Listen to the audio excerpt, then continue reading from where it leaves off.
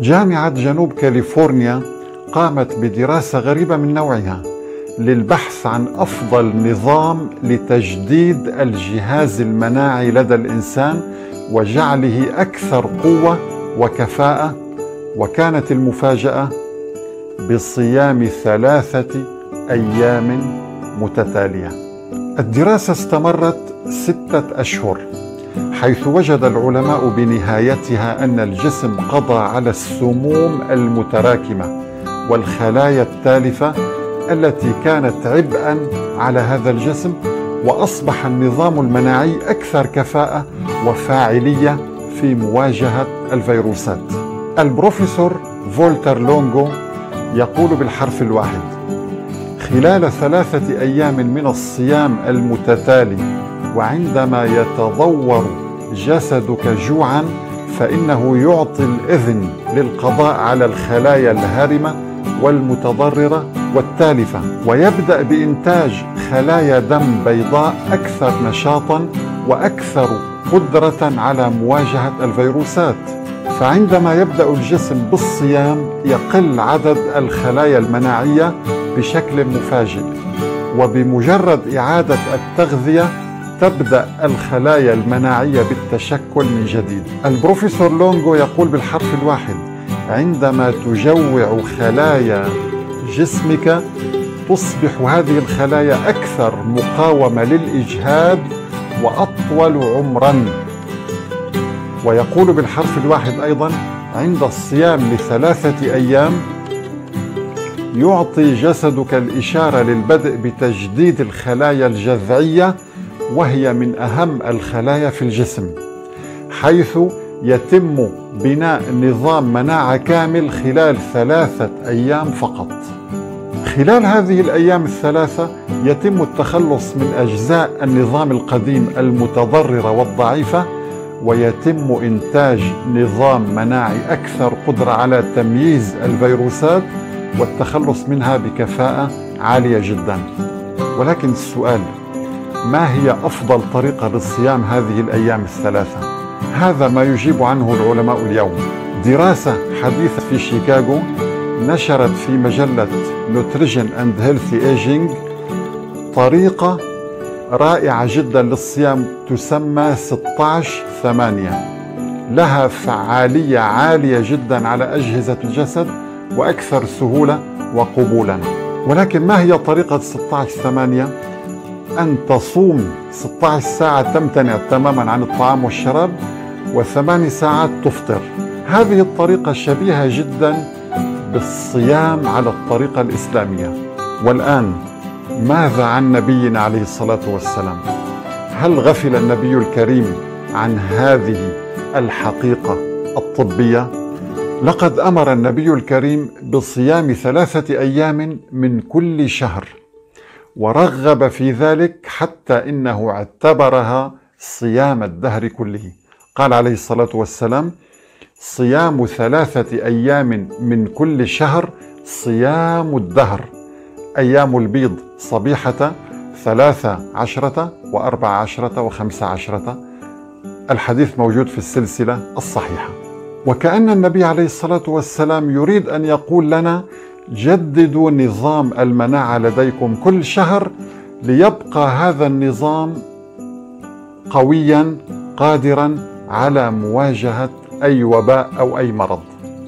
ويبقى السؤال أيها الأحبة: كيف علم النبي الكريم قبل أكثر من 1400 سنة بأهمية هذا النظام في الصيام؟ ولماذا يتحدث في ذلك الوقت عن حقائق طبية لم تكتشف إلا في القرن 21؟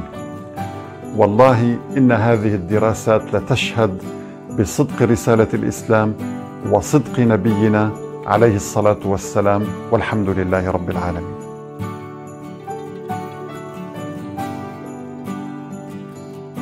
Ada puasa tanggal 13, 14, 15 di pertengahan bulan Hijriah yang disebut apa?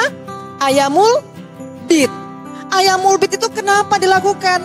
Memang sudah sunnah, kerjakan saja pahala menanti. Tapi di balik itu Masya Allah, di saat tanggal 13, 14, 15 bulan Hijriah, ibu pandang ke langit. Apa yang terjadi? Bulan nama lunar moon.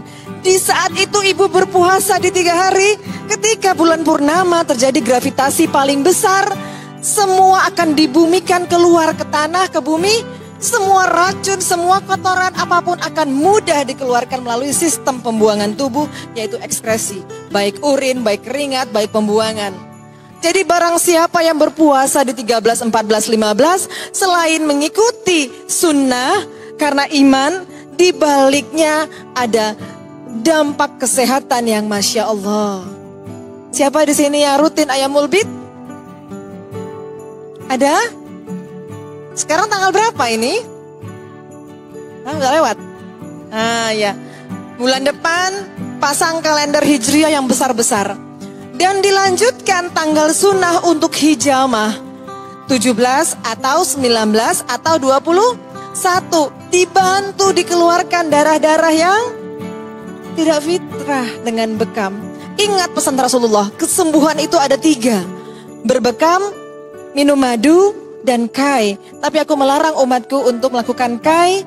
Tapi saya sebagai dokter bedah atau dokter objin masih menggunakan besi panas untuk operasi. Jadi kalau sakit, cari Allah. Mulailah bertobat sebelum berobat.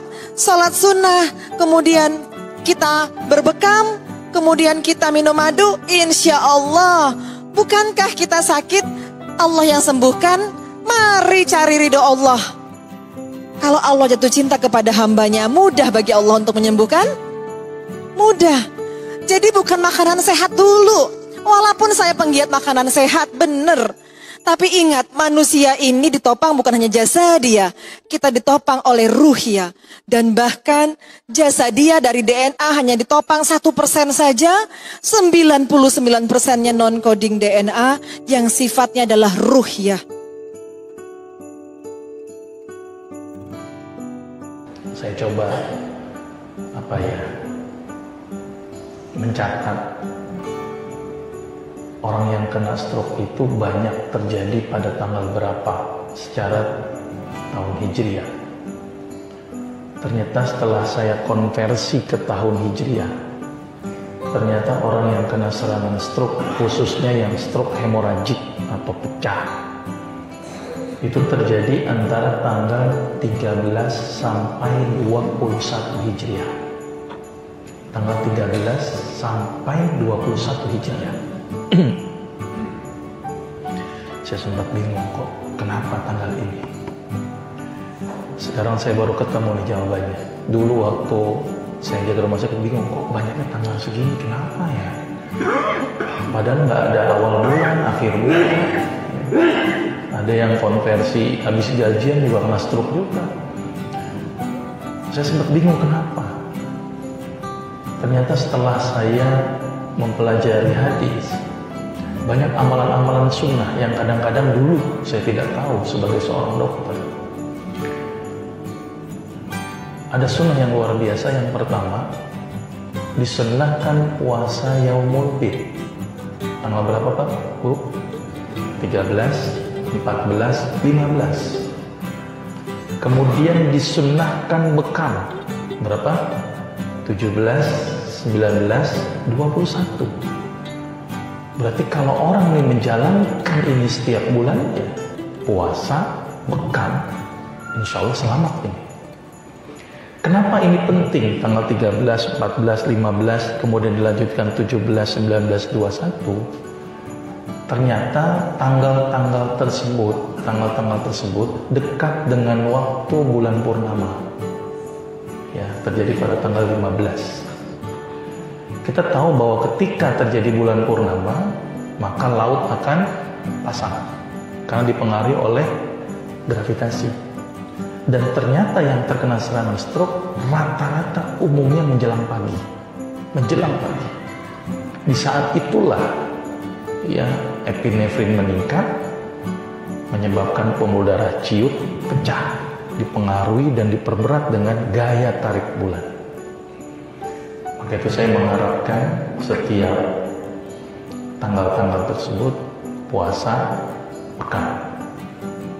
Ya, dan ini masyarakat kadang-kadang belum tahu nih tentang bekam.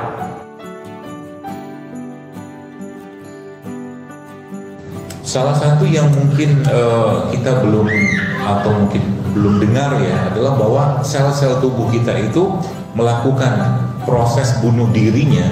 Dia bunuh diri itu maksudnya dia menghancurkan dirinya lah, namanya apoptosis gitu kan. Itu terjadi pada 11 sampai 14 hari. Jadi dia melakukan proses itu tuh 11 sampai 14 hari.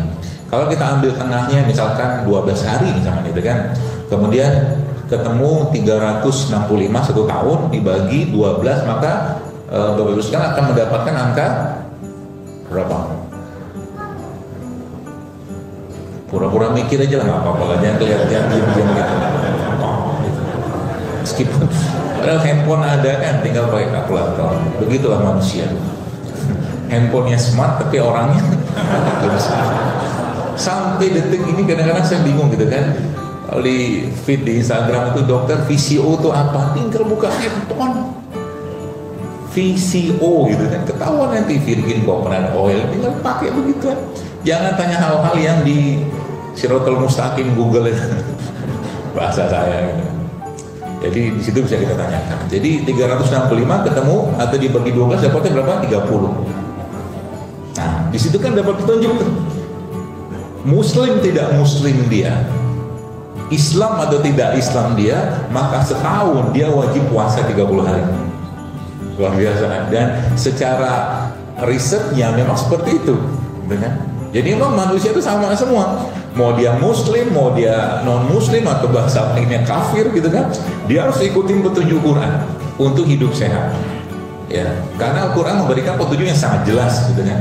Coba kita lihat dulu sekalian. Kalau Anda, sering sampaikan, kalau kita diberi pilihan untuk makan sama tidak makan, pilih yang mana? Pilih yang makan kan? Saya pun pilih yang makan, ya. Tapi apa itunya kita? Apa tuh namanya? Menangnya kita. Kalau seandainya kita, kenapa kita pengen ada sensasi makan itu? Kenapa kita pengen makan? Karena kita ada nafsu, ya kan? Malaikat nggak makan karena nggak ada nafsu, kan gitu. Maka yang menang siapa?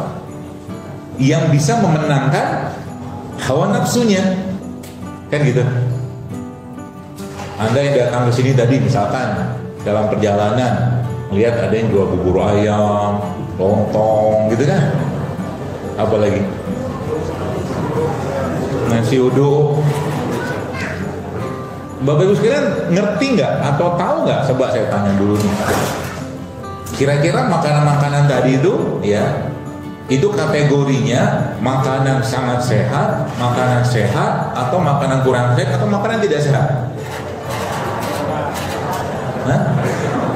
Terus saya tanya dulu, kuesioner dulu kan, ngetes gitu kan. Kurang sehat apa? Saya pilihan dulu aja. Sangat sehat atau tidak sehat? Gak usah bahasa enaknya. Sehat nggak? Udah sepakat nggak ya? Sepakat nggak? Jangan sedih gitu lah. Sepakat, kita bilang itu nggak sehat. Kenapa dimakan? Nafsu. Kan nafsu kan? Maka kalau bisa menahan hawa nafsunya, manusia itu susah dikendalikan hawa nafsunya kan? Maka tadi saya katakan tadi, kalau kita lihat bagaimana Allah menjelaskan dengan Masya Allah sekalian, Allah maha baik. Karena kita lebih senang makan, ya, bawaannya nafsu kayak begitu. Akhirnya apa? Akhirnya kita diwajibin tidak makan. Coba. Supaya apa? Jadi puasa tuh, kalau bagi saya puasa itu sebenarnya bukan ibadah fisik sebenarnya.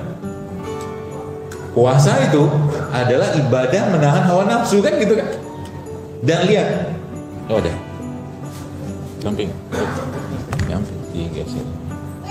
Jadi puasa itu adalah ibadah yang kaitannya dengan nahan hawa nafsu. Coba lihat, kalau kita lihat kata-kata Allah dalam Al-Quran, Allah bilang begini kan, firman Allah dalam surah Al-Baqarah sering kita baca tuh. Ya ayyuhallazina amanu kutiba alaikumusiyam kama kutiba alal ladzina min qablikum. Min qablikum maksudnya sebelum kalian manusia-manusia kayak kita ini sudah ada syariat puasa itu kan gitu. Artinya apa? Badan kita sama Nabi Adam sama, cuman beda di ukuran tinggi aja. Kan gitu. Maka syariat puasa itu sejak Nabi Adam sudah ada. Gitu. Dikasih tuh 30 hari Ramadan, nahan hawa nafsu judulnya kan. Tapi masalahnya, apa masalahnya? Ramadan yang 30 hari itu tidak jauh beda yang dimakan dengan 11 bulan, betul? Jujur aja lah. Jadi itu tidak dijadikan sarana untuk bersih-bersih. Bukan. Jadi gini, puasa tuh pasti bikin sehat, meskipun ada mengatakan itu hadis syauman, tapi yang apa sumutasihu gitu kan. Tapi intinya puasa tuh bikin sehat. Nanti kita akan bahas ada apa hubungan dengan perut. Ya. Jadi masuk gak? Jadi 30 hari. Akhirnya Ramadan, kalau yang biasanya puasa ya kita insya Allah puasa gitu kan. Yang dipikirin tuh bukannya apa, sahurnya apa, sama bukber sama siapa. Sehingga bulan Ramadan restoran-restoran bukan tutup. Anda order di hari pertama dapatnya 2 minggu lagi tuh. Betul? Kecuali warteg. Warteg mah anytime lah. Gitu kan? Dan buka sama bukanya terutama nggak jauh beda. Masjid menyediakan. Nanti saya akan bahas ya. Dan keluar belum gambar? Belum? Oke. Habis dari sini Anda akan mikir banget karena ini materi baru saya bikin juga ya. Karena makanan seseorang terutama kalau bagi laki-laki itu memang mempengaruhi leadershipnya dia. Laki-laki itu harus punya izzah. Tadi saya sebelum kesini ngobrol sama panitia yang jemput saya. Dia cerita, dokter benar sih, masya Allah setelah saya ngikutin gitu kan, meskipun ada juga sih yang hujat-hujat saya kan, banyak. Tidak apa-apa lah, karena mungkin mereka nggak tahu kan. Ya kan, faiza khatabahumul jahilun qalu salama. Nggak tahu aja.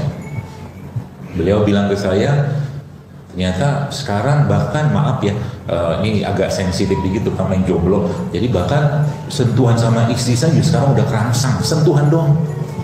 Coba bayangkan, ngefeknya sampai keranjang, sampai ke situ. Dan memang itu pengaruh dari makanan. Ya. Dan hubungan dengan apa? Dengan nanti yang kita akan bahas tentang perut ini, sekalian. Jadi perut itu kuncinya di situ semua. Kalau sudah bagus perutnya, dia akan semua akan bagus. Ya, tapi kita lagi disampaikan kita harus paham kan. Pahamnya itu maksudnya yang bikin masalah di perut itu apa? Ya. Jadi yang bikin masalah di perut itu apa? Kalau sudah ngerti nanti maka insya Allah memperbaikinya gampang.